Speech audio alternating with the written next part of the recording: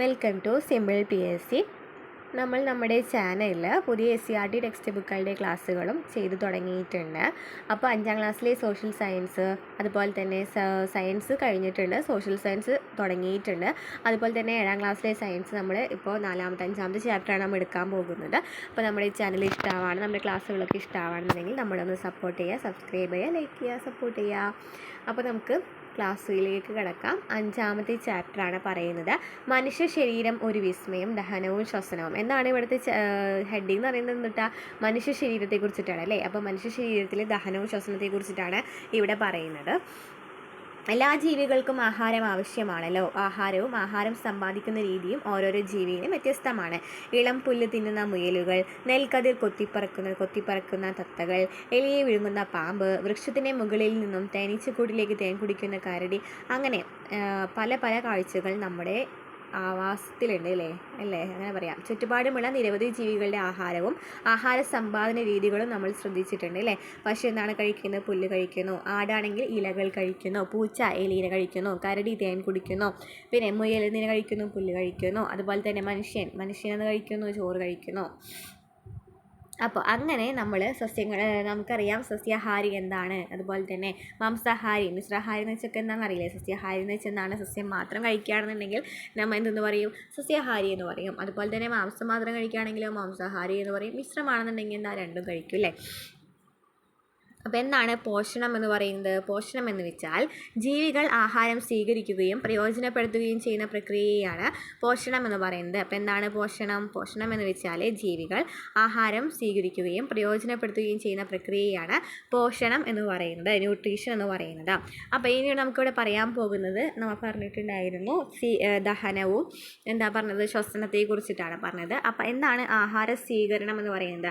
ആഹാര സ്വീകരണം എന്ന് വെച്ചാൽ നമുക്ക് 5 ഘട്ടങ്ങളാണ്. എത്ര ഘട്ടങ്ങളാണ് നമുക്ക് ഉള്ളത്? 5 ഘട്ടങ്ങളാണ് ഉള്ളത്. പോഷണത്തിന് 5 ഘട്ടങ്ങളാണ് ഉള്ളത്. അതിൻ്റെ ആദ്യ ഘട്ടമാണ് ആഹാര സ്വീകരണം എന്ന് പറയുന്നത്. പോഷണത്തിന് 5 ഘട്ടങ്ങളുണ്ട്. അതിൽ ഒന്നാമത്തെ ആണ് ആഹാര സ്വീകരണം എന്ന് പറയുന്നത്. ഇൻജഷൻ എന്നാണ് പറയുന്നത് കേട്ടോ. ആഹാര സ്വീകരണം എന്ന് വെച്ചാൽ എന്താണ് പറയുന്നത്? ഇൻജഷൻ എന്നാണ് പറയുന്നത്.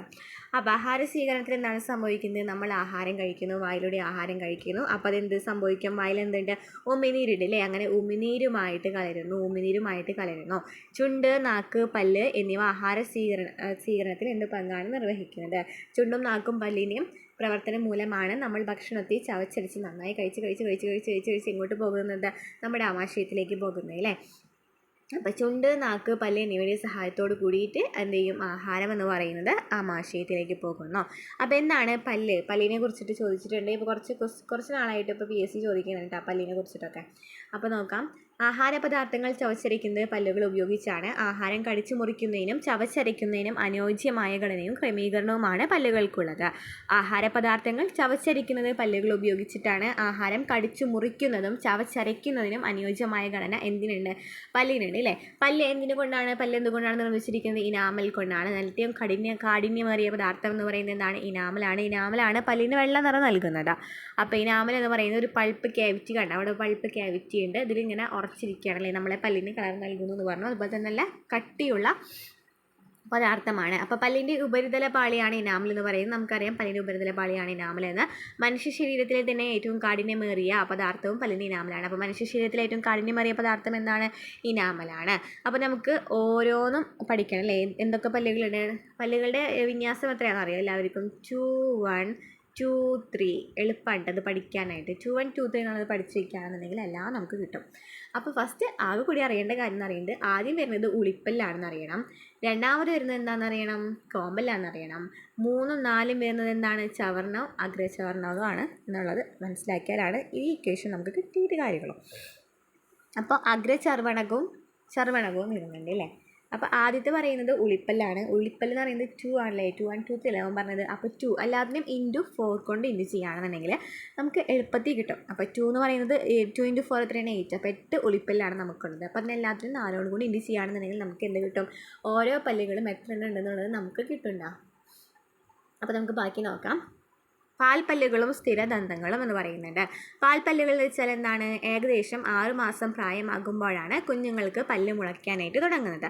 ഈ പല്ലുകളെയാണ് പാൽപ്പല്ലുകൾ എന്ന് പറയുന്നത്. എത്ര പാൽപ്പല്ലുകൾ ഉണ്ടായിരിക്കും? 20 പാൽപ്പല്ലുകളാണ് ഉണ്ടായിരിക്കുക കേട്ടോ. മുകളിലും താഴെയുമായിട്ട് 10 വീതമാകി 20 പാൽപ്പല്ലുകളാണ് ഉണ്ടാകുന്നത്. ഇനി എന്താണ് സ്ഥിരദന്തങ്ങൾ എന്ന് പറയുന്നത്? പാൽപ്പല്ലുകൾ കൊഴിഞ്ഞു പോയതിനു ശേഷം പിന്നീട് മുളയ്ക്കുന്ന പല്ലുകളാണ് സ്ഥിരദന്തങ്ങൾ എന്ന് പറയുന്നത്. ഇവ പൊട്ടിപ്പോകുകയോ ഇളകിപ്പോകുകയോ ചെയ്താൽ ആ സ്ഥാനത്ത് പകരം പുതിയ പല്ലുകൾ ഉണ്ടാകില്ല.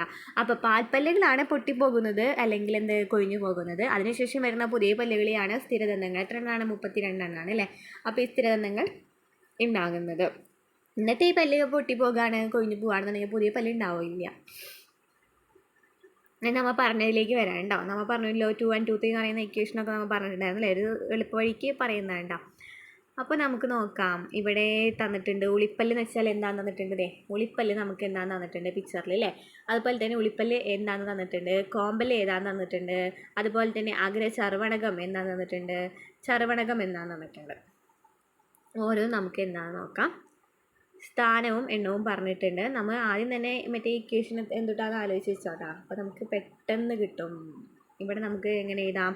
ഉളിപ്പല്ല് എന്ന് പറയുന്നത് എത്രയെന്ന് എഴുതാം? 2 ഞാൻ എഴുതി, ഇവിടെ ഞാൻ 1 എഴുതി, ഇവിടെ 2 എഴുതി, ഇവിടെ 3 എഴുതി കേട്ടോ. ഇനി നമുക്ക് നോക്കാം.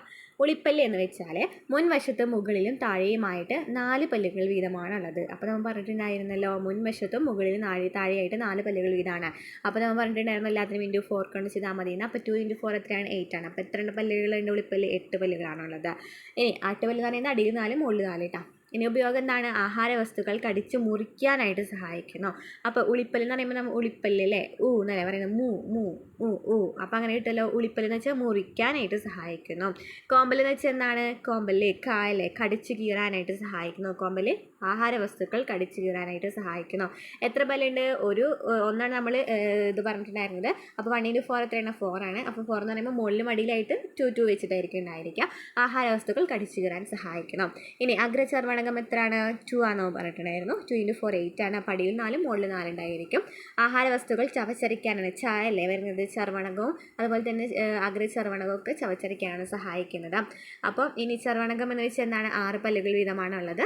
ആഹാര വസ്തുക്കൾ ചവച്ചരിക്കാനായിട്ട് സഹായിക്കണം.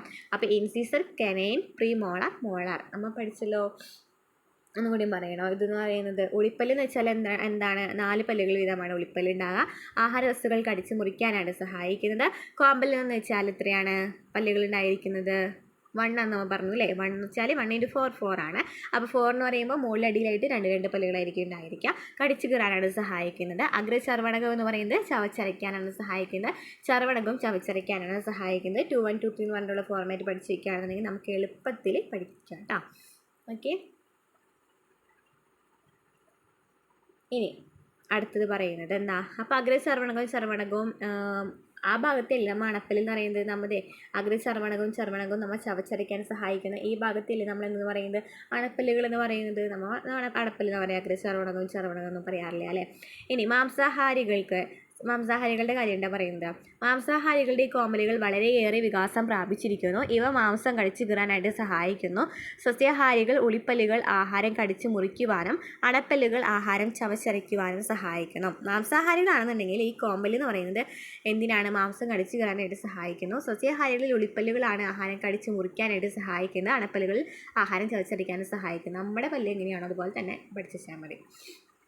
ഇനി ഇവിടെ കേടായ പല്ലുകളെ കുറിച്ചിട്ട് പറയുന്നുണ്ടല്ലോ. എന്താണ് കേടായ പല്ലുകൾ എന്ന് പറയുന്നത്? നോക്കാം. കേടായ പല്ല് എങ്ങനെയാണ് കേടാകുന്നത്? നമ്മൾ ദന്തശുചിത്വം പാലിക്കണം എന്നൊക്കെയുണ്ട് അവിടെ പറയുന്നത്. പല്ലിൻ്റെ ഇനാമൽ എന്ന് പറയുന്നത് ഒരു കാൽസ്യം സംയുക്തമാണ്. അപ്പോൾ ഈ കാൽസ്യം സംയുക്തമായ കാരണം ഇത് ആസിഡുമായിട്ട് പ്രവർത്തിക്കുമ്പോഴാണ് എന്ത് സംഭവിക്കുന്നത്? കാലക്രമേണ നശിക്കുന്നത്. ആസിഡുമായിട്ട് പ്രവർത്തിക്കുമ്പോഴാണ് നമ്മൾ എന്തെങ്കിലും ഫുഡൊക്കെ കഴിച്ചു കഴിഞ്ഞാൽ വായ കഴുകണം പറയുന്നതാണല്ലോ. അതെങ്കിൽ ആസിഡുമായിട്ട് പ്രവർത്തിച്ചിട്ട് എന്ത് സംഭവിക്കും? നമ്മുടെ പല്ലിൻ്റെ ഇനാമൽ അങ്ങോട്ട് കേടായിട്ട് പോകും. അങ്ങനെയാണ് പല്ലിന് കേട് വരുന്നതെന്നാണ് ഇവിടെ പറയുന്നത് കേട്ടോ. ഇനി എന്താണ്? അപ്പോൾ നമ്മൾ അടുത്ത ഇതാണ് പറയുന്നത് നാക്കിനെ കുറിച്ചിട്ട്. പല്ലിനെ കുറിച്ച് പറഞ്ഞല്ലോ. ഇനി നാക്ക് എങ്ങനെയാണ് നമ്മളെ ആഹാരം വിഴുങ്ങുന്നതിന് സഹായിക്കുന്നതെന്ന് നോക്കാം. നാക്കിൽ എന്തുണ്ടായിരിക്കും? സ്വാദുമുകുളങ്ങൾ ഉണ്ടായിരിക്കും. നാക്കിൽ സ്വാദുമുകുളങ്ങളുണ്ട് നമുക്കറിയാം. അതുപോലെ തന്നെ നാക്കിനെ മറ്റു ധർമ്മങ്ങൾ എന്തൊക്കെയാണ്? വിഴുങ്ങാനായിട്ട് സഹായിക്കുന്നുണ്ട്. പല്ലുകൾ ചവച്ചരയ്ക്കാൻ പാകത്തിന് ആഹാരത്തെ വായ്ക്കുള്ളിൽ ചലിപ്പിക്കുന്നു. നാക്ക് വഴിയാണല്ലേ ഈ നമ്മളുടെ കഴിക്കുന്ന ആഹാരത്തേക്ക് നാക്ക് വഴിയാണ് എന്ത് ചെയ്യുന്നത്? ആഹാരത്തെ വായ്ക്കുള്ളിൽ ചലിപ്പിക്കുന്നത് നാക്കാണ്. വിഴുങ്ങാനായിട്ട് സഹായിക്കുന്നുവെന്നാണ് നാക്കാണ്. അതുപോലെ തന്നെ നമുക്കറിയാലോ വായിൽ എന്തുണ്ട്? ഉമിനീർ ഗ്രന്ഥികളുണ്ടെന്ന് അല്ലേ? ഈ ഉമിനീർ ഗ്രന്ഥികളുടെ സഹായത്തോട് കൂടിയിട്ട് ഉമിനീർ ഗ്രന്ഥിയിൽ എന്താണുള്ളത്? സലൈവറി അമലേസ് ഉണ്ട് അല്ലേ? ഈ സലൈവറി അമലേസും കൂടി നമ്മുടെ ഈ ആഹാരത്തിൽ കൂടിക്കലരുമ്പോഴാണ് ആഹാരം നന്നായിട്ട് ചവച്ചരയ്ക്കാനായിട്ട് പറ്റുന്നത്. ഇനി ആഹാരം അന്നപഥത്തിലൂടെ. അപ്പോൾ നമ്മൾ പറഞ്ഞു ആദ്യം തന്നെ വായു നാക്കും ഒക്കെ പറഞ്ഞില്ലേ? അപ്പോൾ പല്ലിനെ കുറിച്ചിട്ടൊക്കെ പറഞ്ഞു. ഇനി നമുക്കിത് അന്നനാളത്തിലേക്ക് പോകുകയാണ്. ആഹാരം അന്നനാളത്തിലേക്ക് പോകുകയാണ്. എങ്ങനെയാണ് അന്നനാളത്തിലേക്ക് പോകുന്നത്? വായിൽ വെച്ച് ചവച്ചരയ്ക്കപ്പെടുന്ന ആഹാരം പിന്നീട് ഏത് ഭാഗത്തേക്കാണ് എത്തുന്നത്? അന്നനാളത്തിലേക്ക് എത്തുന്നു. വായ്ക്കുള്ളിൽ ചവച്ചരയ്ക്കപ്പെട്ട ആഹാരം അന്നനാളത്തിലൂടെ എങ്ങോട്ടെത്തും? ആമാശയത്തിലേക്ക് എത്തും. ആഹാരം ആമാശയത്തിലേക്ക് എത്തുന്നു. അന്നനാള ഭിത്തി എന്ന് പറയുന്നത് എന്താണ് അന്നനാളം എന്ന് വെച്ചാൽ വായയെ ആമാശയവുമായി ബന്ധിപ്പിക്കുന്ന ഒരു കുഴലാണ് അന്നനാളം എന്ന് പറയുന്നത്. ഇത് പേശികളാൽ നിർമ്മിക്കപ്പെട്ടിരിക്കുന്നു. അപ്പോൾ നമ്മൾ പറഞ്ഞു ആദ്യം തന്നെ വായ ഉണ്ടെന്ന് പറഞ്ഞു അല്ലേ? വായുണ്ട്. അപ്പോൾ വായയിൽ നിന്ന് നേരെ എങ്ങോട്ടാണ് പോയത്? വായയിൽ നിന്ന് നേരെ എങ്ങോട്ടാണ് പോയത്? അന്നനാളത്തിലേക്ക് പോയി. അങ്ങനെ അന്നനാളത്തിൽ, ഇതാണ് അന്നനാളം എന്ന് പറയുന്നത്. എന്താണ് അന്നനാളം എന്ന് പറയുന്നത്? ഈ അന്നനാളത്തിലേക്ക് പോയി. അന്നനാളത്തിൽ നിന്ന് നേരെ എങ്ങോട്ടാണ് പോകുന്നത്? അന്നപഥത്തിലേക്കാണ് പോകുന്നത്. അങ്ങനെ അന്നനാളത്തെ വായയെ ആമാശയവുമായി ബന്ധിപ്പിക്കുന്ന ഒരു കുഴലാണ് അല്ലേ? ഇവിടെ ഒരു കുഴലായിട്ടാണ് നൽകിയിട്ടുള്ളത്. ഒരു കുഴലാണ് അന്നനാളം എന്ന് പറയുന്നത്. ഇത് പേശികളാൽ നിർമ്മിക്കപ്പെട്ടിരിക്കുന്നു. അന്നനാള ഭിത്തിയുടെ തരംഗരൂപത്തിലുള്ള ചലനം കൊണ്ടാണ് ആഹാരം ആമാശയത്തിലേക്ക് എത്തുന്നത്. ഈ ചലനമാണ് പെരിസ്റ്റാൾസിസ് എന്ന് പറയുന്നത്. അപ്പോൾ എന്താണ് പെരിസ്റ്റാൾസിസ് എന്ന് വെച്ചാൽ? അന്നനാള ഭിത്തിയുടെ തരംഗരൂപത്തിലൂടെയാണ് നമ്മളുടെ ആഹാരം എങ്ങനെ പോകുന്നത്? ആഹാരം എന്ന് പറയുന്നത് നമ്മൾ വായിലൂടെ പോയി നേരെ അന്നനാളത്തിലേക്ക് പോകുന്നു പറഞ്ഞു. ഈ അന്നനാളത്തിലൂടെ എങ്ങനെയാണ് പോകുന്നത്? ഭയങ്കര ഇങ്ങനെ അങ്ങോട്ടും ഇങ്ങോട്ടൊക്കെ ചലിച്ചിട്ടാണ് പോകുന്നത്. അപ്പോൾ അങ്ങനെ ഉണ്ടാകുന്ന ആ ഒരു തരംഗ ചലനത്തെയാണ് എന്ന് പറയുന്നത് പെരിസ്റ്റാൾസിസ് എന്ന് പറയുന്നത്. അങ്ങനെ ആഹാരം എന്ത് സംഭവിക്കും? ആഹാരം നേരെ ആമാശയത്തിലേക്ക് എത്തുന്നു. അങ്ങനെ ആമാശയത്തിലേക്ക് എത്തിയിട്ട് എന്ത് സംഭവിക്കുന്നത്? അപ്പോൾ ഇതാണ് ആമാശയം നൽകിയിട്ടുണ്ട്. നമ്മൾ പറഞ്ഞു വായിലേക്ക് എത്തി ആഹാരം. അങ്ങനെ ആഹാരം വായിലേക്ക് എത്തിയിട്ട് അന്നനാളം വഴി ഇങ്ങനെ തരംഗ രൂപത്തിലൂടെ ഇങ്ങനെ ചലിച്ച് നേരെ ഇങ്ങോട്ടെത്തി ആമാശയത്തിലേക്ക് എത്തി. ഇനി ആമാശയത്തിൽ വെച്ച് എന്താണ് സംഭവിക്കുന്നത്? ആമാശയത്തിൽ വെച്ചിട്ട് വായ്ക്കുള്ളിൽ വെച്ച് ദഹനം ആരംഭിച്ച ആഹാരപദാർത്ഥങ്ങൾ അന്നനാളം വഴി ആമാശയത്തിലേക്ക് എത്തിച്ചേരുമെന്ന് മനസ്സിലാക്കി. ആമാശയത്തിൽ വെച്ച് പോഷണത്തിൻ്റെ രണ്ടാം ഘട്ടമായ ദഹനം ഭാഗികമായിട്ട് നടക്കുന്നു. അപ്പോൾ നമ്മൾ പറഞ്ഞു ആദ്യം തന്നെ ആഹാരം സ്വീകരിച്ചതാണ് ആദ്യത്തെ സ്റ്റെപ്പ് എന്ന് പറഞ്ഞു. രണ്ടാമത്തെ സ്റ്റെപ്പ് ഇവിടെ പറഞ്ഞ എന്താണ്? ദഹനമാണ് രണ്ടാമത്തെ സ്റ്റെപ്പ് എന്ന് പറഞ്ഞു. ദഹനം എന്ന് പറയുന്നത് ആഹാരപദാർത്ഥങ്ങൾ 4 മുതൽ 5 മണിക്കൂർ വരെയാണ് അവിടെ നിലനിൽക്കുന്നത്. അപ്പോൾ ആമാശയത്തിൽ നമ്മളുടെ ആഹാരം നിലനിൽക്കുന്നത് എത്ര മണിക്കൂറാണ്? 4 മുതൽ 5 മണിക്കൂർ വരെയാണ് ആഹാരം നിലനിൽക്കുന്നത്. ആമാശയ ഭിത്തിയുടെ തരംഗരൂപത്തിലുള്ള ചലനം മൂലം ആഹാരം കുഴമ്പ് രൂപത്തിലാകുന്നു. ആമാശയ ഭിത്തിയിൽ കാണുന്ന ഗ്രന്ഥികൾ ഉൽപ്പാദിപ്പിക്കുന്ന ആമാശയരസം ദഹനത്തെ സുഗമമാക്കുന്നു. ചെറിയ അളവിൽ ഹൈഡ്രോക്ലോറിക് ആസിഡും ആമാശയ ഭിത്തി ഉൽപ്പാദിപ്പിക്കുന്നു. ഇത് മാംസത്തിൻ്റെ ദഹനത്തെ സഹായിക്കുകയും രോഗാണുക്കളെ നശിപ്പിക്കുകയും ചെയ്യുന്നു. അപ്പോൾ എന്താ ഇവിടെ പറഞ്ഞത്? നമ്മളൊരു ആഹാരം കഴിച്ച് അന്നനാളം വഴി ആമാശയത്തിലേക്ക് എത്തി. ആമാശയത്തിൽ എത്ര നേരം വരെ ഇരിക്കും? 4-5 മണിക്കൂറാണ് ആമാശയത്തിൽ നിൽക്കുന്നത്. അങ്ങനെ ആമാശയ ഭിത്തിയിലൂടെയും തരംഗരൂപത്തിലുള്ള ചലനമാണ് നടക്കുന്നത്. അങ്ങനെ ആമാശയ ഭിത്തിയിൽ തരംഗരൂപത്തിലുള്ള ചലനം നടക്കുമ്പോൾ എന്ത് സംഭവിക്കും? കുഴമ്പ് രൂപത്തിലാകും. അങ്ങനെ അവിടെ എന്ത് സംഭവിക്കും? ആമാശയ രസം ഉൽപ്പാദിപ്പിക്കുന്നുണ്ട്. ആമാശയ രസം കൂടി ഉൽപ്പാദിപ്പിക്കുമ്പോൾ ദഹനം കൂടുതലായിട്ട് എളുപ്പമാകുകയാണ് ചെയ്യുന്നത്. അവിടെ അതുപോലെ തന്നെ ആമാശയത്തിലെ മെയിനായിട്ടുള്ള പോയിന്റ് കേട്ടോ ഹൈഡ്രോക്ലോറിക് ആസിഡാണ്. ഒരു ആസിഡ് ഉണ്ടെന്ന് പറഞ്ഞു. ഹൈഡ്രോക്ലോറിക് ആസിഡാണ് ആമാശയ ഭിത്തി ഉൽപ്പാദിപ്പിക്കുന്ന ആസിഡ് എന്ന് പറയുന്നത്. അങ്ങനെ ആമാശയ ഭിത്തി ഹൈഡ്രോക്ലോറിക് ആസിഡ് എന്തിനാണ് ഉൽപ്പാദിപ്പിക്കുന്നത്? അവിടെ ഉണ്ടാകുന്ന രോഗാണുക്കളെ നശിപ്പിക്കുന്നതിനും ദഹനത്തെ സഹായിക്കുന്നതിനും വേണ്ടിയിട്ടാണ് എന്ത് സഹായിക്കുന്നത്? HCl ഹൈഡ്രോക്ലോറിക് ആസിഡ് സഹായിക്കുന്നുണ്ട്. അപ്പോൾ മനസ്സിലായല്ലോ ആമാശയം എന്ന് വെച്ചാൽ എന്താണ്? നമ്മൾ ആഹാരം അന്നപാതത്തിലൂടെ പോയിട്ട് തരംഗരൂപത്തിലേക്ക് പോയ ആ ചലനത്തെയാണ് പെരിസ്റ്റാൾസിസ് എന്ന് പറഞ്ഞത്. അങ്ങനെ ആഹാരം നേരെ ആമാശയത്തിലേക്ക് എത്തി. ആമാശയത്തിൽ വെച്ചിട്ടാണ് രണ്ടാമത്തെ ഘട്ടമായ ദഹനം നടക്കുന്നത്. ദഹനം നടക്കുമ്പോൾ ഭാഗികമായിട്ടാണ് നടക്കുന്നത് ദഹനം. ആമാശയത്തിൽ വെച്ചിട്ട് 4-5 മണിക്കൂർ ആമാശയത്തിലുണ്ടായിരിക്കും.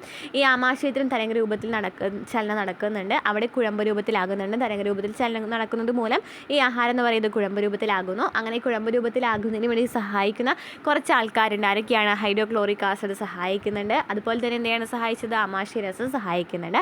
ഹൈഡ്രോക്ലോറിക് ആസിഡ് അതുപോലെ തന്നെ രോഗാണുക്കളെ നശിപ്പിക്കുന്നതിനും സഹായിക്കുന്നുണ്ട്. അതാണ് ആമാശയത്തെക്കുറിച്ച് പറയുന്നത്. അങ്ങനെ ആമാശയത്തിലേക്ക് എത്തി. ആമാശയത്തിൽ നിന്ന് നേരെ എങ്ങോട്ടാണ് പോകുന്നത്? ചെറുകുടലിലേക്കാണ് പോകുന്നത്. അപ്പോൾ ആമാശയത്തിൽ നിന്നും നേരെ ഭക്ഷണം എങ്ങോട്ടാണ് പോകുന്നത്? ചെറുകുടലിലേക്കാണ് നേരെ പോകുന്നത്. ഇനി ചെറുകുടലിനെ കുറിച്ച് പറയുന്നുണ്ടല്ലോ. മനുഷ്യൻ്റെ ചെറുകുടലിന് 5 മുതൽ 6 മീറ്റർ വരെ നീളമുണ്ട്. പോഷണത്തിൻ്റെ രണ്ടാമത്തെ ഘട്ടമായ ദഹനം പൂർത്തിയാകുന്നതും പോഷകഗണങ്ങളുടെ ആഗിരണം നടക്കുന്നതും ഇവിടെ വെച്ചാണ്. ചെറുകുടലിനെ ആദ്യ ഭാഗത്ത് വെച്ച് കരൾ ഉൽപ്പാദിപ്പിക്കുന്ന പിത്തരസവും ആഗ്നേയഗ്രന്ഥി ഉൽപ്പാദിപ്പിക്കുന്ന ആഗ്നേയരസവും ഭാഗികമായി ദഹിച്ച ആഹാരവുമായി കലർന്ന് ദഹനം പൂർണ്ണമാക്കുന്നു എന്ന് പറയുന്നുണ്ട്. അപ്പോൾ ഇവിടെ എന്താ പറഞ്ഞത്? ആദ്യം തന്നെ നമ്മൾ പറഞ്ഞ വായിൽ നിന്ന് ഇവിടേക്ക് എത്തി, അന്നനാളം വഴി ആമാശയത്തെത്തി, ആമാശയത്തിൽ നേരെ എങ്ങോട്ടാണ് പോകുന്നത്? ചെറുകുടലിലേക്കാണ് പോകുന്നത്. ഈ ചെറുകുടലിൽ എത്ര മീറ്റർ നീളം ഉണ്ടെന്ന് പറഞ്ഞിട്ടുണ്ട്? 6 മുതൽ എത്ര മീറ്ററാണ് പറഞ്ഞത്? 5 മുതൽ 6 മീറ്റർ വരെ നീളമുണ്ടെന്ന് പറഞ്ഞു. അതുപോലെ തന്നെ ദഹനം ഭാഗികമായിട്ട് നടന്നത് ആമാശയത്തിലായിരുന്നു. ദഹനം പൂർത്തിയാകുന്നത് ചോദിക്കുകയാണെന്നുണ്ടെങ്കിൽ എവിടെയാണ്? ചെറുകുടലിൽ വെച്ചിട്ടാണ്. അതുപോലെ തന്നെ ആഹാരം നമ്മൾ സ്വീകരിച്ച് നേരെ എങ്ങോട്ടെത്തി? ദഹനം വഴി എങ്ങോട്ടെത്താണ്? ചെറുകുടലിലേക്ക് എത്താണ് അല്ലേ? അപ്പോൾ ആമാശയത്തിൽ വെച്ച് ദഹനം ദഹിപ്പിച്ചു ഫുള്ളായിട്ടില്ലേ? അത് പൂർണ്ണമായിട്ട് ദഹിപ്പിച്ചത് എവിടെയായിരുന്നു? ആമാശയത്തിൽ ചെറുകുടലിൽ വെച്ചിട്ടാണ് പൂർണ്ണമായിട്ട് ദഹിപ്പിച്ചത്. അതുപോലെ തന്നെ അവിടെ വെച്ചിട്ട് തന്നെയാണ് ആഹാര സ്വീകരണം നടക്കുന്നത്. എന്താണ് അവിടെ നടക്കുന്നത്? ആഗിരണം നടക്കുന്നത് കേട്ടോ. ആഗിരണം നടക്കുന്നത്. അപ്പോൾ ഇവിടെ എത്ര ഗ്രന്ഥികളുണ്ട്? എത്ര ഗ്രന്ഥികൾ ഉൽപ്പാദിപ്പിക്കുന്നുണ്ട്? 2 ഗ്രന്ഥികളാണ് ഇവിടെ ഉൽപ്പാദിപ്പിക്കുന്നത്. ഏതൊക്കെ ഗ്രന്ഥികളാണ്? കരൾ ഉൽപ്പാദിപ്പിക്കുന്ന പിത്തരസം, ആഗ്നേയഗ്രന്ഥി ഉൽപ്പാദിപ്പിക്കുന്ന ആഗ്നേയരസവും ഈ നമ്മൾ ദഹിച്ച ആഹാരം ഉണ്ടായിരിക്കില്ലോ, ഭാഗികമായിട്ട് ദഹിച്ച ആഹാരം ഉണ്ടായിരിക്കില്ലോ, അതുമായിട്ട് കലർന്നിട്ട് ദഹനം പൂർണ്ണമാക്കുന്നു. അപ്പോൾ 2 രസങ്ങൾ ഇവിടെ പറഞ്ഞു. ആമാശയരസം ആദ്യം പറഞ്ഞിട്ടുണ്ടായിരുന്നു. ചെറുകുടലിൽ 2 രസം പറഞ്ഞത് എന്തൊക്കെയാണ്? പിത്തരസവും അതുപോലെ തന്നെ ഏതാ പറഞ്ഞത്? ആഗ്നേയരസവും പറഞ്ഞു അല്ലേ? പിത്തരസം എന്ന് പറയുന്നത് ആരാണ് ഉൽപ്പാദിപ്പിക്കുന്നത്? കരളാണ് ഉൽപ്പാദിപ്പിക്കുന്നത്. ആഗ്നേയരസം ഉൽപ്പാദിപ്പിക്കുന്ന ആരാണ്? ആഗ്നേയഗ്രന്ഥിയാണ്, പാൻക്രിയാസ് ആണ് ഉൽപ്പാദിപ്പിക്കുന്നത്. ഓക്കെ. അങ്ങനെ ആഹാരത്തിലെ പോഷകഘടകങ്ങൾ രക്തത്തിലേക്ക് ആഗിരണം ചെയ്യപ്പെടും. രക്തത്തിലേക്ക് ആഗിരണം ചെയ്യപ്പെടുന്നു എന്ന് പറയുന്നുണ്ട്. ചെറുകുടലിൻ്റെ ഭിത്തിയിൽ കാണുന്ന വിരലുകൾ പോലെയുള്ള സൂക്ഷ്മമായ ഭാഗങ്ങളാണ് വില്ലസുകൾ എന്ന് പറയുന്നത്. അപ്പോൾ വില്ലസുകൾ എന്ന് വെച്ചാൽ എന്താണ്? ചെറുകുടലിൻ്റെ ഭിത്തിയിൽ ഇങ്ങനെ വിരൽ പോലെ അല്ലേ, ഇങ്ങനെ കുഞ്ഞു കുഞ്ഞു വിരൽ പോലെ കാണപ്പെടുന്നുണ്ടല്ലോ, കുറേ കാണപ്പെടുന്നുണ്ട് അല്ലേ? ഇതിനെയാണ് എന്ന് പറയുന്നത് വില്ലസുകൾ എന്ന് പറയുന്നത്. ഇവയിലൂടെയാണ് നാം കഴിക്കുന്ന ആഹാരത്തിലെ പോഷകഘടകങ്ങൾ രക്തത്തിലേക്ക് ആഗിരണം ചെയ്യപ്പെടുന്നത്. അപ്പോൾ രക്തത്തിലേക്ക് ആഗിരണം ചെയ്യപ്പെടുന്നത് ഈ വില്ലസുകൾ വഴിയാണ്. ഈ വില്ലസ് എവിടെയാണ് കാണപ്പെടുന്നത്? ചെറുകുടലിലാണ് കാണപ്പെടുന്നത്. ചെറുകുടലിൽ വെച്ചാണല്ലോ ആഹാരം പൂർണ്ണമായിട്ടും ദഹിപ്പിക്കുന്നതും അതുപോലെ തന്നെ ആഹാരത്തെ ആഗിരണം ചെയ്യുന്നതും ഇവിടെ തന്നെയാണെന്ന് പറഞ്ഞു. അപ്പോൾ ആഗിരണം ചെയ്യുന്നതിന് വേണ്ടിയിട്ട് വില്ലസുകൾ ഉണ്ടെന്ന് പറഞ്ഞു. പിന്നെന്താ അവിടെ പറഞ്ഞത്? ആഹാര സ്വീകരണത്തെക്കുറിച്ച് പറഞ്ഞു അല്ലേ? അപ്പോൾ നമ്മളെ പോഷണത്തിൻ്റെ 3ാമത്തെ ഘട്ടമാണ് എന്തെന്ന് പറയുന്നത്? ആഹാര ആഗിരണം എന്ന് പറയുന്നത്. ആഗിരണം എന്ന് പറഞ്ഞു. അപ്പോൾ ആദ്യം തന്നെ ആദ്യത്തെ സ്റ്റെപ്പ് എന്ന് പറയുന്നത് എന്നിട്ട് പറഞ്ഞത് ആഹാര സ്വീകരണം പറഞ്ഞു അല്ലേ? ആദ്യത്തെ സ്റ്റെപ്പ് എന്ന് പറയുന്നത് എന്തായിരുന്നു? ആഹാര സ്വീകരണം എന്ന് പറഞ്ഞു. രണ്ടാമത്തെ എന്തായിരുന്നു പറഞ്ഞത്? ദഹനം അല്ലേ? ആഹാര സ്വീകരണം കഴിഞ്ഞിട്ട് രണ്ടാമത്തെ പറഞ്ഞത് ദഹനമായിരുന്നു.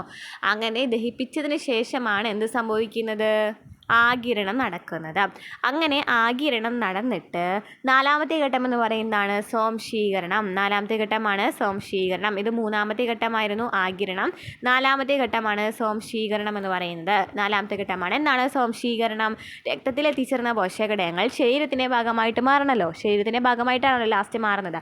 അപ്പോൾ ഈ ശരീരത്തിൻ്റെ ഭാഗമായിട്ട് മാറുന്ന സ്റ്റെപ്പാണ് 4ാമത്തെ സ്റ്റെപ്പ്. എന്താണ്? സ്വാംശീകരണം എന്ന് പറയുന്നത്.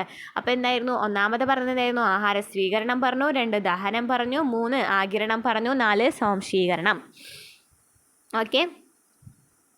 ഇനി നമുക്ക് ഇതിൽ വേണ്ടാത്ത കുറേ സംഭവങ്ങൾ ഉണ്ടായിരിക്കില്ലേ? നമ്മളിങ്ങനെ ആഹാരം കഴിക്കുമ്പോൾ വേണ്ടാത്ത കുറേ സംഭവങ്ങൾ ഉണ്ടായിരിക്കുമല്ലോ. അപ്പോൾ ഈ സംഭവങ്ങളൊക്കെ എങ്ങോട്ടാണ് പോകുന്നത് എന്നാണ് നോക്കുന്നത്. അതിൽ വേണ്ടാത്ത സംഭവങ്ങളൊക്കെ എങ്ങോട്ടാണ് പോകുന്നത്, വേണ്ടാത്ത പദാർത്ഥങ്ങളൊക്കെ എങ്ങനെയാണ് പോകുന്നതെന്ന് നോക്കുന്നുണ്ട്. അപ്പോൾ വേറൊരു പാർട്ടാണ് പറയുന്നത് വൻകുടൽ പറയുന്നുണ്ട് അല്ലേ? എന്താണ് വൻകുടൽ എന്ന് വെച്ചാൽ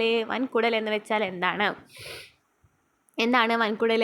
ദഹിച്ച ആഹാര പദാർത്ഥങ്ങളിൽ നിന്നും പോഷകഘടകങ്ങളുടെ ആഗിരണത്തിന് ശേഷമുള്ള അവശിഷ്ടങ്ങൾ വൻകുടലിലേക്ക് നീങ്ങുന്നു. നമ്മൾ ആദ്യം തന്നെ വായിൽ നിന്നും എങ്ങോട്ട് പോയി? അന്നനാളം വഴി ആമാശയത്തിലേക്ക് എത്തി, ആമാശയത്തിൽ നിന്ന് ചെറുകുടലിലേക്ക് എത്തി, ഇനി വൻകുടലിലേക്ക് എത്താണ്. അവിടെ വെച്ച് എന്താണ് സംഭവിക്കുന്നത്? ഇവിടെ കുറേ നമ്മൾ ചെറുകുടലിൽ ആഗിരണം നടക്കുന്നുണ്ടെന്ന് പറഞ്ഞു. ഈ ആഗിരണത്തിന് ശേഷമുള്ള അവശിഷ്ടങ്ങളാണ് വൻകുടലിലേക്ക് നീങ്ങുന്നത്. വൻകുടലിൽ വെച്ച് ദഹനാവശിഷ്ടങ്ങളുടെ ജലവും ലവണങ്ങളും ആവശ്യാനുസരണം ആഗിരണം ചെയ്യപ്പെടുന്നു. അപ്പോൾ ഇവിടുത്തെ മെയിൻ പോയിന്റ് എന്ന് പറയുന്നത് എന്താണ്? ജലവും ലവണങ്ങളും നമ്മൾ പറഞ്ഞു ആഗിരണം ചെയ്യപ്പെടുന്നത് ചെറുകുടലിലാണെന്ന്. എന്നാൽ ജലവും ലവണങ്ങളും ആഗിരണം ചെയ്യപ്പെടുന്നത് എവിടെയാണെന്ന് ചോദിച്ചാൽ വൻകുടലിലാണ്. തുടർന്ന് മലാശയത്തിൽ സംഭരിക്കപ്പെടുന്ന ദഹനാവശിഷ്ടങ്ങൾ മലദ്വാരത്തിലൂടെ പുറന്തള്ളപ്പെടുന്നു. ഈ പുറന്തള്ളൽ പ്രക്രിയയാണ് മലവിസർജനം എന്ന് പറയുന്നത്. അതാണ് 5ാമത്തെ ഘട്ടം. അപ്പോൾ എത്ര ഘട്ടങ്ങൾ നമ്മൾ പറഞ്ഞേ? എത്ര ഘട്ടങ്ങളാണ് ഇവിടെ പറഞ്ഞതെന്ന് നമ്മൾ പറഞ്ഞേ?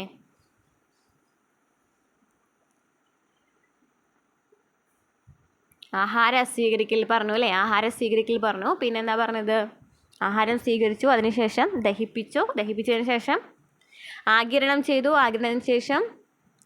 ചെയ്തതിന് ശേഷം സ്വാംശീകരണം നമ്മുടെ ശരീരത്തിൻ്റെ ഭാഗമായിട്ട് മാറ്റി അതിനുശേഷം മലവിസർജനം നടത്തി. അപ്പോൾ ഇതാണ് 5 സ്റ്റെപ്പുകൾ കേട്ടോ. മെയിനായിട്ടുള്ള 5 സ്റ്റെപ്പുകൾ എന്ന് പറയുന്നത് ഇതാണ്. ഇനി നമുക്കൊരു വായയുടെ പിക്ചറൊക്കെ നൽകിയിട്ടുണ്ട്, നമ്മുടെ ശരീരത്തിൻ്റെ പിക്ചറൊക്കെ നൽകിയിട്ടുണ്ട്. എന്താണ് ഇവിടെ ഓരോരോ സ്ഥലങ്ങളിലേക്ക് എത്തി മലവിസർജനം വരെ ഏത് അവയവങ്ങളിലൂടെയൊക്കെയാണ് കടന്നു പോകുന്നതെന്ന് പറഞ്ഞിട്ടുണ്ട്. ഒന്നാമത്തെ അവയവം എന്തായിരുന്നു? ഒന്നാമത്തേത് വായുവായിരുന്നു. രണ്ടാമത്തേത് എന്തായിരുന്നു? ഇത് അന്നനാളമായിരുന്നു. അന്നനാളം വഴി ആമാശയത്തിലേക്ക് എത്തി. ആമാശയത്തിൽ നിന്നും വില്ലസുകൾ പോലെയുള്ള ചെറുകുടലിലേക്ക് എത്തി. പിന്നെ എന്ത് ചെയ്തു? വൻകുടലിലേക്ക് എത്തി. പിന്നെ മലവിസർജനം വഴി അത് ശരീരത്തിൽ നിന്നും പുറന്തള്ളി എന്ന് പറഞ്ഞു. ഇനി പോഷണം മറ്റു ജീവികളിൽ, നമ്മൾ ഇത്ര നേരം മനുഷ്യന്മാരുടെ കാര്യത്തിൽ പറഞ്ഞത്, മറ്റു ജീവികളിൽ കൂടി നമുക്ക് നോക്കാം. ഇത്ര ആവശ്യം വരുന്നില്ല, നമുക്ക് സിലബസിലില്ലാത്തതാണ്, എന്നാൽ നമുക്കൊന്ന് വായിച്ച് നോക്കാം. ഇവിടെയും സെയിം തന്നെയാണ് നടക്കുന്നത്. ആഹാരപദാർത്ഥം, അമീബയെ കുറിച്ചിട്ട് അമീബയുടെ ചിത്രം നൽകിയിട്ടുണ്ട്. ആഹാരപദാർത്ഥം എത്തി, അങ്ങനെ ആഹാരം സ്വീകരിച്ചു, അവിടെ ദഹനം നടന്നതിന് ശേഷം ആഗിരണം നടന്ന് സ്വാംശീകരണം, പിന്നെ പുറന്തള്ളൽ എന്ന് പറഞ്ഞ് നടന്നു. വിസർജന അവയവങ്ങൾ മാത്രമാണ് ഇവിടെ വ്യത്യാസം ഉണ്ടായിരിക്കുക, ബാക്കി എല്ലാതും സെയിം തന്നെയാണ്. അപ്പോൾ കോഴിയുടെയും പൂച്ചയുടെയും പശുവിനൊക്കെ പിക്ചർ നൽകിയിട്ടുണ്ട് അല്ലേ ഇവിടെ. ഇനി നമ്മൾ പഠിക്കാൻ പോകുന്നത്, നമ്മൾ 2 ഹെഡിങ് അല്ലേ ഇവിടെ കണ്ടത്, ശ്വസനവും ദഹനവും ആണ് കണ്ടത്. ദഹനം നമ്മൾ കംപ്ലീറ്റ് ആയിട്ടുണ്ട്. ഇനി നമുക്ക് എന്ത് നോക്കാം? ശ്വസനം നോക്കാം. ശ്വസനം മനുഷ്യനിൽ എന്ന് പറയുന്നുണ്ട് അല്ലേ. നമുക്ക് നോക്കാം ശ്വസനം എന്താണെന്നുള്ളത്. വായു ശ്വാസകോശത്തിലേക്ക് എടുക്കുന്ന പ്രവർത്തനമാണ് ഉച്ഛ്വാസം എന്ന് പറയുന്നത്. അപ്പോൾ എന്താണ് ഉച്ഛ്വാസം എന്ന് വെച്ചാൽ? ഉച്ഛ്വാസം എന്ന് വെച്ചാൽ എന്താണ്? വായു ശ്വാസകോശത്തിലേക്ക് എടുക്കുന്ന പ്രവർത്തനമാണ് ഉച്ഛ്വാസം എന്ന് പറയുന്നത്. ശ്വാസകോശത്തിൽ നിന്നും വായു പുറത്തേക്ക് പോകുന്ന പ്രവർത്തനമാണ് നിശ്വാസം എന്ന് പറയുന്നത്. അപ്പോൾ എടുക്കുന്ന പ്രവർത്തനം ഉച്ഛ്വാസവും വായു പുറത്തേക്ക് പോകുന്ന പ്രവർത്തനം നിശ്വാസവുമാണ് എന്ന് പറഞ്ഞിട്ടുണ്ട്. അതെങ്ങനെയാണ് പോകുന്നതെന്ന് ഒരു പിക്ചർ നൽകിയിട്ട് പറയേണ്ട. ഇതാണ് നമ്മളുടെ ദഹന പിക്ചർ എന്ന് പറയുന്നത്. ദഹനത്തിൻ്റെ പിക്ചർ എന്ന് നമുക്ക് നൽകിയിട്ടുണ്ട്. അപ്പോൾ നമുക്ക് നോക്കാം ദഹനത്തിൻ്റെ പിക്ചർ എന്ന് പറയുന്നത് കേട്ടോ.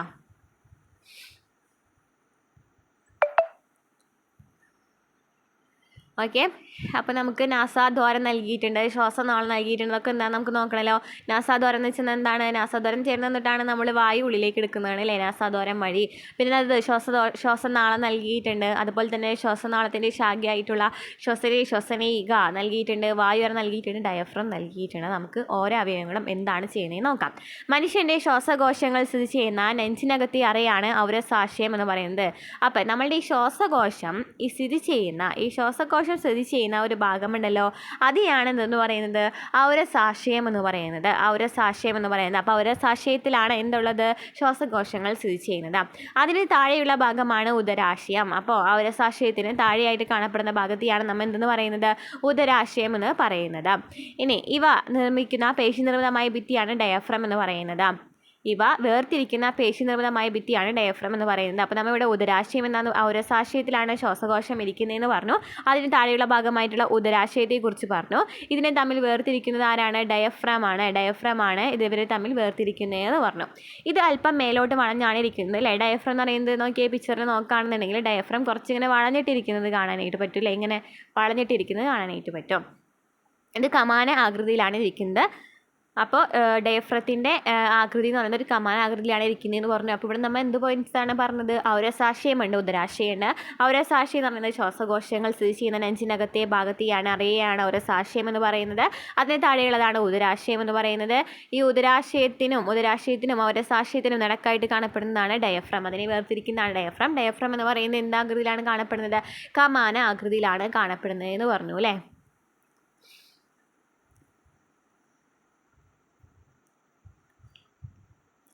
ഇനി നമുക്ക് ഉച്ഛ്വാസ സമയത്തും നിശ്വാസ സമയത്തും എന്തൊക്കെ പ്രവർത്തനങ്ങളാണ് നടക്കുന്നതെന്ന് നോക്കാം.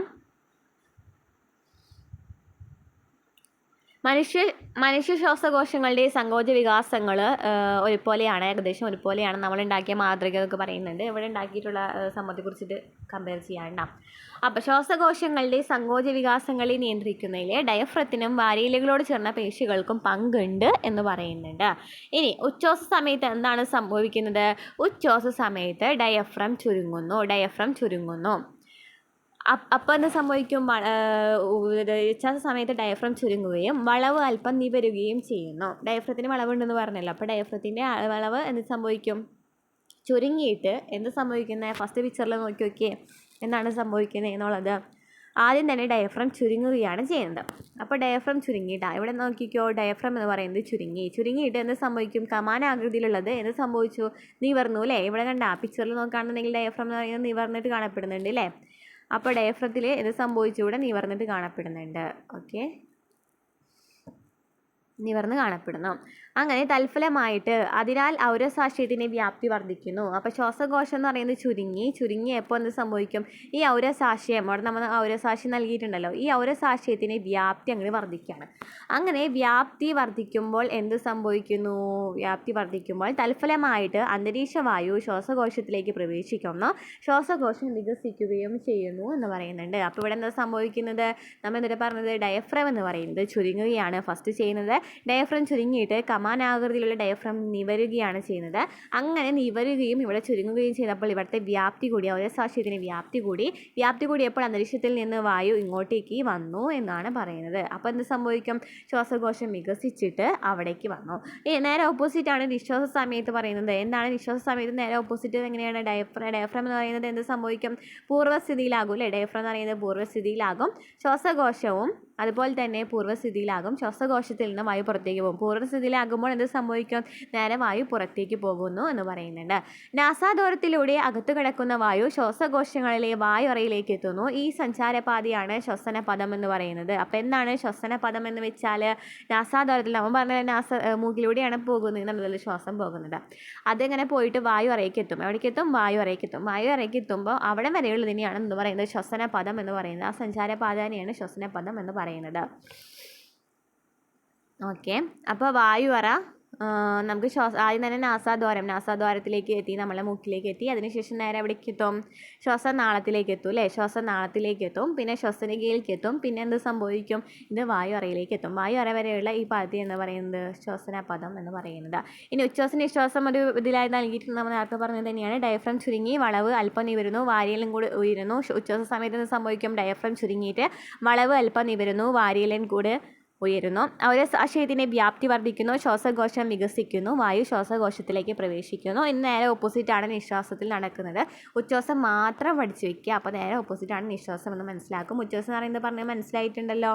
ഡയഫ്രം ആദ്യം തന്നെ ചുരുങ്ങും, വായു എത്തുമ്പോൾ അങ്ങനെ വളവ് അല്പം നിവരും, അപ്പോൾ വാരിയിലും കൂടി ഉയരും. അപ്പോൾ എന്ത് സംഭവിക്കും? അന്തരീക്ഷത്തിൽ നിന്നും വായു ഉള്ളിലേക്ക് എത്തും.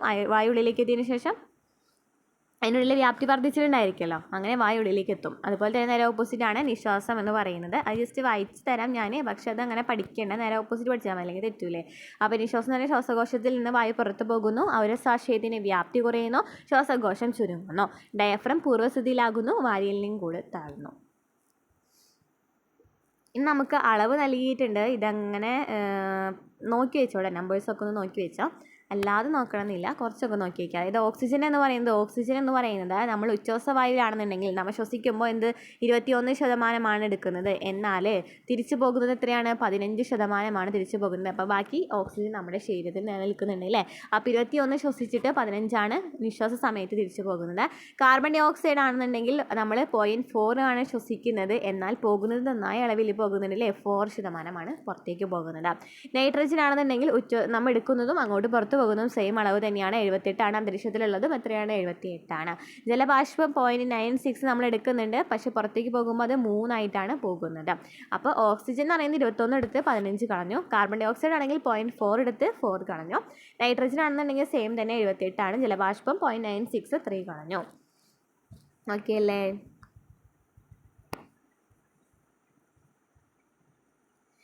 ഇനി ശ്വാസനാളത്തിൽ എങ്ങനെയാണ് ഭക്ഷണം ഒക്കെ കുടുങ്ങുകയാണെന്നുണ്ടെങ്കിൽ എന്ത് ചെയ്യണം? ശ്വാസനാളത്തിൽ ഭക്ഷണം കുടുങ്ങിയാൽ ആ വ്യക്തിയോട് ശക്തിയായിട്ട് ചുമയ്ക്കാൻ ആവശ്യപ്പെടണം. ചുമയുടെ ശക്തിയിൽ ആഹാരവസ്തു പുറന്തള്ളപ്പെടും.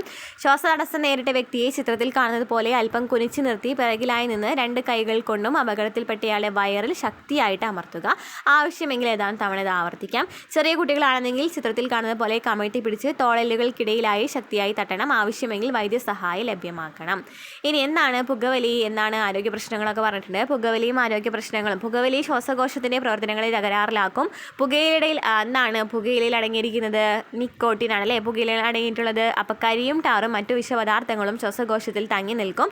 ഇത് നിലയ്ക്കാതെ ചുമയ്ക്ക് കാരണമാകും. പുകയിലയിൽ ക്യാൻസർ കാരണമാകുന്ന രാസവസ്തുക്കൾ അടങ്ങിയിട്ടുണ്ട്. അപ്പോൾ കരിയും ടാറും മറ്റു വിഷപദാർത്ഥങ്ങളും എന്തിലുണ്ട്? പുകയിലയിലുണ്ട് അല്ലേ? ഇനി ശ്വസനത്തിലെ വൈവിധ്യം എന്ന് പറഞ്ഞിട്ട് ജന്തുക്കളിൽ നൽകിയിട്ടുണ്ട്. ജന്തുക്കളിൽ അങ്ങനെ ചോദിക്കാറില്ല. കാരണം നമുക്ക് ദഹനമാണെന്നുണ്ടെങ്കിലും ശ്വസനമാണെന്നുണ്ടെങ്കിലും നമുക്ക് സിലബസിൽ നൽകിയിട്ടുള്ളത് മനുഷ്യ ശരീരത്തിലെ കുറിച്ച് മാത്രമാണ്.